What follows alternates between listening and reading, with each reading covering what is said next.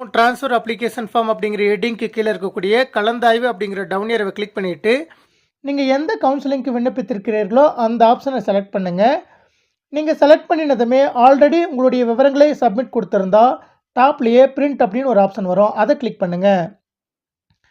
Click பண்ணினதும் print go back அப்படின்னு 2 option வந்திருக்கும். அதில் பிரிண்ட் அப்படிங்கிற ஆப்ஷனை கிளிக் பண்ணுங்கள். நீங்கள் கிளிக் பண்ணினதும் இது போல் பிடிஎஃப் ஃபார்மேட்டில் உங்களுக்கு லோட் ஆகிட்டு வந்திருக்கும். டாப்பில் பேப்பர் சைஸ் அப்படிங்கிற இடத்துல லெட்டர் அப்படின்னு இருக்கும், அதை கிளிக் பண்ணிவிட்டு லெட்டர் அப்படிங்கிற ஹெட்டிங்கை கிளிக் பண்ணுங்கள். மேலே ஸ்க்ரோல் பண்ணிகிட்டே போங்க. மேலே ஸ்க்ரோல் பண்ணிகிட்டே போயிட்டு லீகல் அப்படின்னு மாற்றுங்க. லீகல் அப்படின்னு மாற்றினதும் உங்களுக்கு ஒரு பேஜில் அந்த விண்ணப்பம் வந்திருக்கும். அதனை பிடிஎஃப் வடிவில் நீங்கள் சேவ் செய்வதற்கு மேலே இருக்கக்கூடிய பிடிஎஃப் அப்படிங்கிற ஹெட்டிங்கை கிளிக் பண்ணுங்கள். கிளிக் பண்ணினதும் உங்களுக்கு டிஃபால்ட்டாக எம்எஸ் அப்படிங்கிற நேமில் வந்திருக்கும். அதை ட்ரான்ஸ்ஃபர் அப்ளிகேஷன் அப்படின்னு நீங்கள் சேவ் பண்ணிக்கலாம்.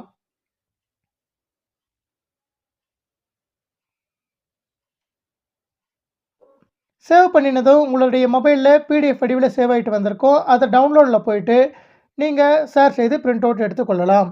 நன்றி.